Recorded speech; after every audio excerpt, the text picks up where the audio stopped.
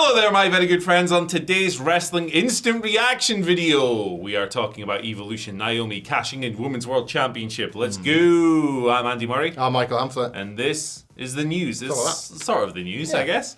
But yeah, look, the big story coming out of last night's Evolution pay-per-view, the WWE PLE, if you will, is that Naomi left the building not with Tiffany Stratton's title, which may have been the expected direction, given that they are housed on the same WWE brand, SmackDown. She left with Io Sky's title, the Women's World Championship, after successfully cashing in her Money in the Bank briefcase during Io's match with Rhea Ripley.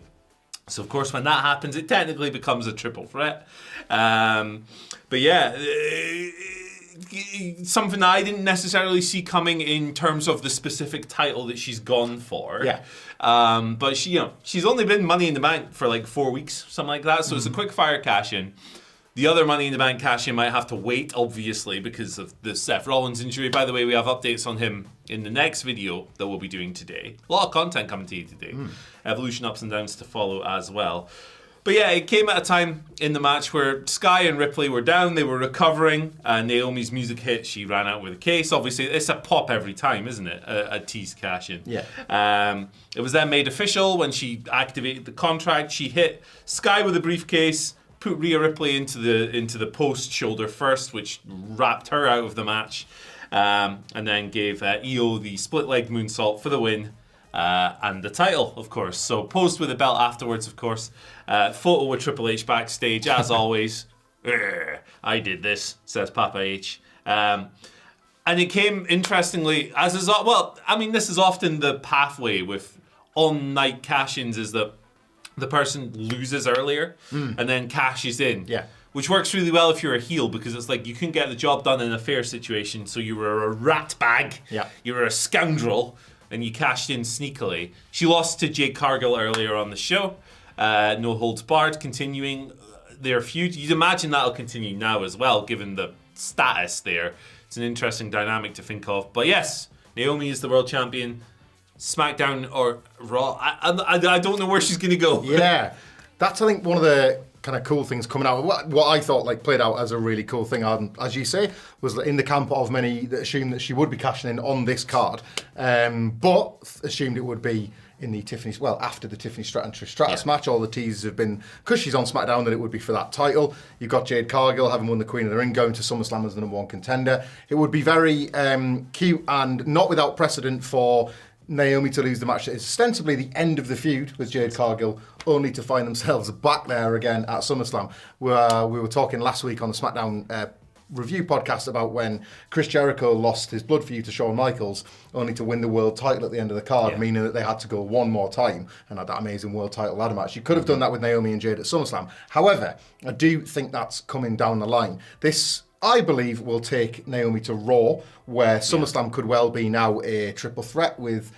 Rio and Io Sky. They've had success with multi-person matches WWE in 2025, often more so than singles matches, certainly the case over WrestleMania weekend, and it may prove to be the case over SummerSlam.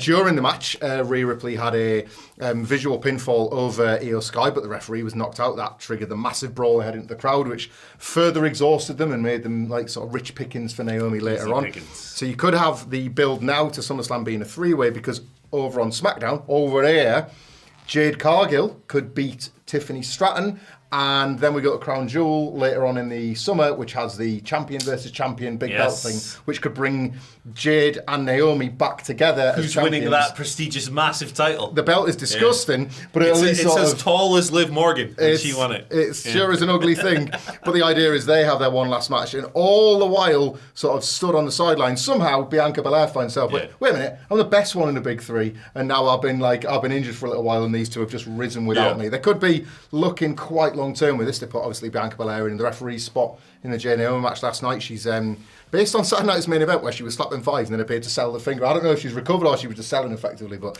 don't know when she's going to be back. But yeah, it does. It was a nice shock, but, as evidence maybe there by my waffle, it immediately sort of led to a bunch of sort of spiderweb of thoughts of different ways they could take it now that the division's been shaken up. Rhea and Io, for the second time on a PLE this year, were having a fabulous match. So I have no problem with them going again at SummerSlam. Rhea's got this thing where she can't beat Io Sky. Yeah. So they've kind of been able to hold on to that by doing this Naomi cash in here. Nothing's been lost in terms of the finish of that match either. Yeah, it's interesting as well to think of like the quality of the WrestleMania three-way that had Bianca in it, obviously, and she's part of the now split Big Three. So that's an interesting parallel to think of, because Bianca, obviously, she was the special referee on this show, whereas Naomi's over here winning titles and cashing in and stuff. I do also like the aspect of Jade kind of quietly seething that the person she's gotten the better of twice is, well, not even quietly, just raging. That the person she's beaten twice fair and square is now the champion and she's not. That's good stuff. Yeah, a babyface being like, I'm going to get you one day. It's a pro wrestling story that has existed for about 90 years. Probably Jim Londos probably did this with, I don't know, Spiros Johnston. This goes back to Londos versus Fish. Those can check their records if they wish to see the first case of this. Fish was the teacher, Londos was the apprentice, and of course once they split up, then it was of course Bobby Fish's first retirement match. Yes, that's right. Well, he was opening his first training school back then. He was. There weren't many around. They call it the Pantheon. He built that in Athens. It was the easiest one to get to. You took one biplane and 2 penny farthings, and poof, you were there. You were doing bump drills. He actually was he drew the blueprint for the Roman Colosseum. He did. Well, he etched it. Yeah. They didn't have pens then, but you know. Bob Fish is the reason the dinosaurs don't exist. We're taking the piss, but Bob Fish is older than us and looks better than both of us. That is true, actually. Yeah, he won. Yeah. But yeah, back to kind of Evolution and Naomi and stuff. I think. Look, sometimes in pro wrestling you go away for a while and you do some different, interesting things, and you come back better, and it works out for you in the end. I think that following Evolution and All In, I think the decision of both Naomi and then Sasha Banks to walk out on WWE and go, no scumbag old man John Laurinaitis, here's your titles, we're off, and then go away and explore. Obviously, Sasha Banks became Mercedes Moné, and she just had a really good match with Toni Storm. She's won millions of belts. She's made herself a huge star and had great matches over here. Whereas Naomi took a different path. She went to TNA as Trinity. She was the champion there. She came back to WWE, got a great reception in that Royal Rumble return. She had the old Big Three story with Jade and Naomi. No, she's Naomi. With Jade and Bianca, Tiffany, Alexa. Just throw random names in there. There was the Big Seven. But yes. Yeah, the SmackDown 7, of course. Of course, that's what they call. We've always called. That's what they call them. But yeah, she goes through that. She gets the turn angle, which I think just worked out extremely well for her overness, and she's developed the new character, which is more expressive and devious. And she's completely rebranded herself with this character as well, and the caution, all of that stuff. And now she's got the title. And look, she was SmackDown Women's title before. She was SmackDown Women's champion before in her past run with the Fed and all of that stuff. But I don't think she ever felt anywhere near as prominent as she does now. And it's a great little case study in going away, doing something else, coming back a bigger star, and reaping benefits for you. Yeah, I would like to know in years to come how they arrived at this. Like if this was a Naomi-driven thing or this was just a creative team thing, this proceed with caution aesthetic that she developed. It's extremely on the nose. Like it was almost immediately after turning heel, she was forcing it, wedging it into the promos and then the gear. Like initially was like thought of as like a tribute to the Owen Hart attire, and then it's just Roadblock. Well, indeed, of course, yeah. She's just throwing it all on herself, and then now, like it's ultimately informed every promo she cuts as a catchphrase, which is always key. It's become a sort of like a warning call that she gives out to the rest of the division, and then you see audience members like dressing up as this character. This is something, this heel turn, and we often see this with heel turns, but this one feels really like expedited within WWE.